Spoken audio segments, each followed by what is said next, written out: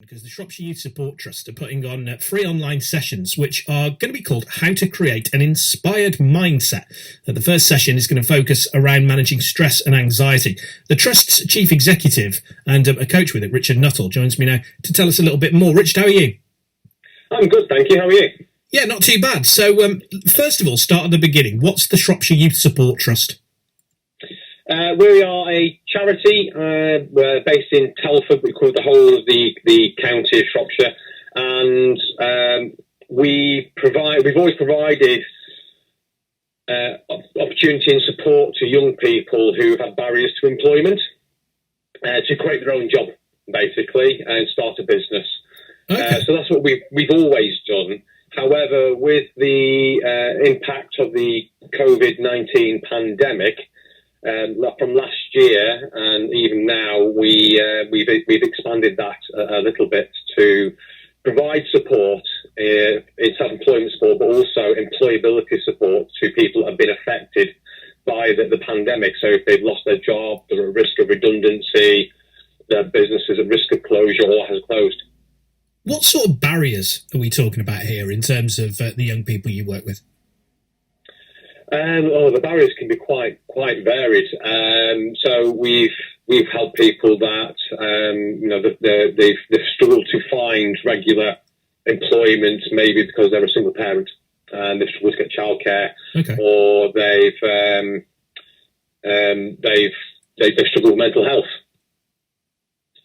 I mean, this could be pretty much anything, then, couldn't it? Any kind of life issue, real life issue that's stopping you from perhaps achieving what you need to. And at the moment, I imagine you're quite pressed for your services, given the difficulty that particularly young people are having entering the job market if they're looking for entry-level positions, and other people losing more perhaps unstable work. Yeah, absolutely. I mean, we're getting quite a of people coming to us and being referred to us and self-referring. So from young people, for example, the UK unemployment rate at the moment, I've seen a report recently, was 5%. But for young people aged 18 to 24, it's as high as 13.2%, and even higher for 16 and 17-year-olds. But on top of that, we've got the issue of people who've been made redundant. So there are jobs out there, for example, but the competition for those jobs is much, much higher. And what sort of businesses have you been involved in starting? Talk me through some of your success stories.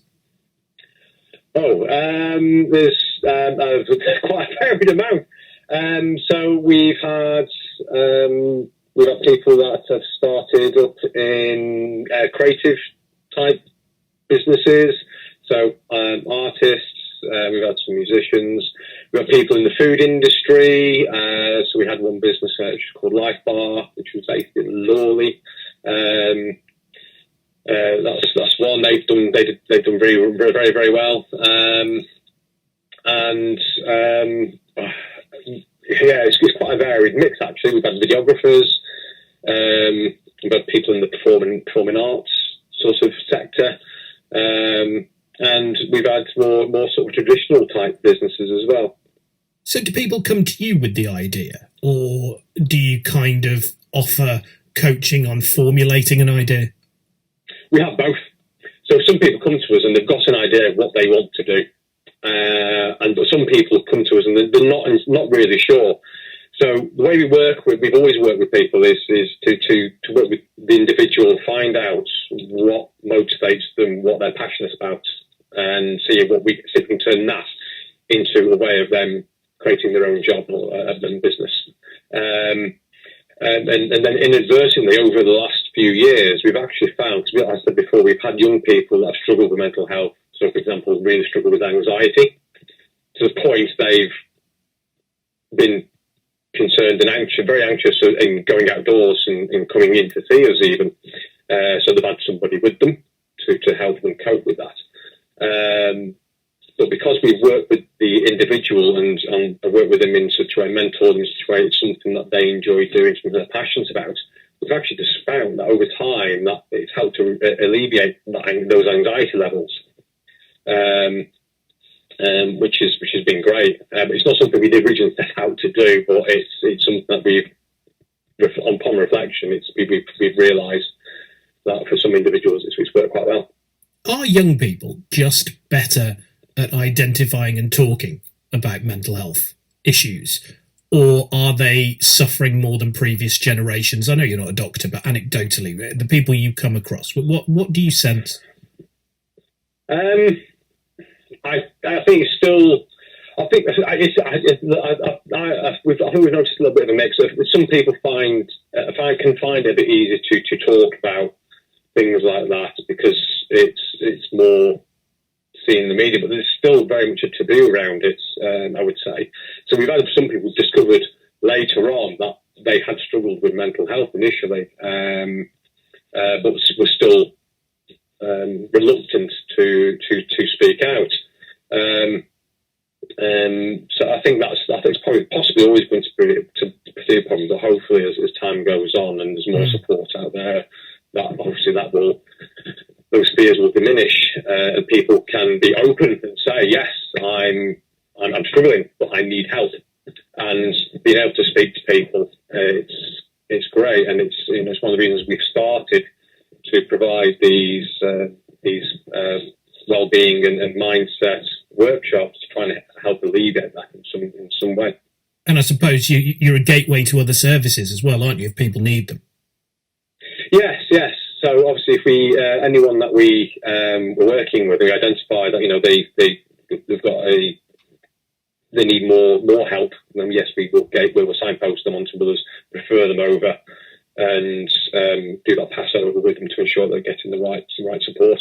How are you trying to inspire people then? Because I found it, I think most people might have found it, it's very difficult to get inspiration in whatever line of work you're in or whatever creativity you like to do, whether it's for a hobby or a business, when you're not getting an awful lot of stimulation from the outside world. It's been a really weird time to kind of try and self-start, hasn't it? Because you're not getting those bits of inspiration from the outside world.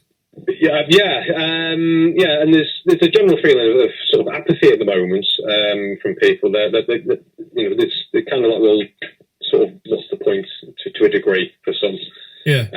But what we're trying to do is trying to instill in people with these workshops. So the how to create an inspired mindset. So we've got someone who we've provided some support to previously, a lady called Julie Bricknell, who it's a series of 8 separate sessions, which each can be standalone, so people can come and join each one. You don't have to do all 8, but each session will help them to understand the others as well.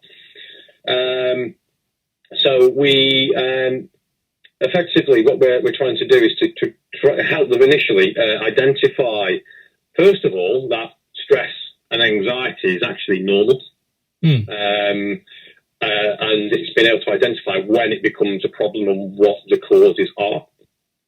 So, for example, there's people at the moment who are worried about losing their job, or they're facing redundancy, which they've probably been made aware, or they are now unemployed and now worried about how am I going to put food on the table.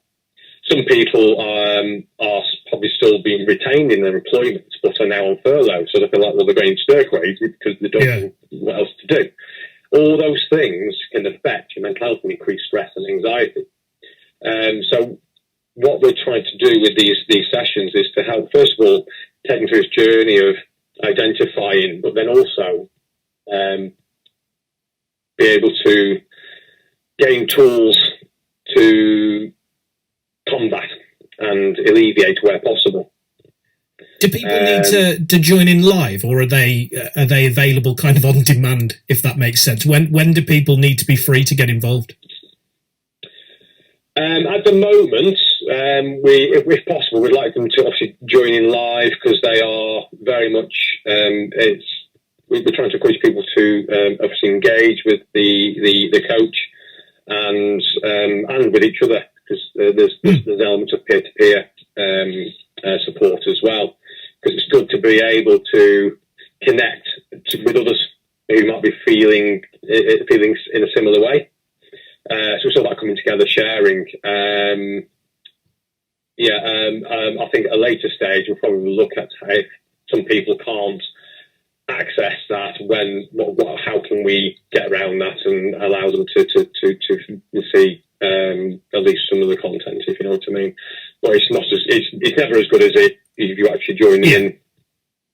And how do people kind of contact you more widely? I guess there will be people listening to it who might think, actually, I have got an idea. And do you kind of have an upper age limit on the people you help? At the moment, due to the pandemic, we can provide support to anybody that has been made unemployed or were already unemployed, either prior to or because of COVID. Either they're facing redundancy or their business is closed currently or their business is at risk of closure.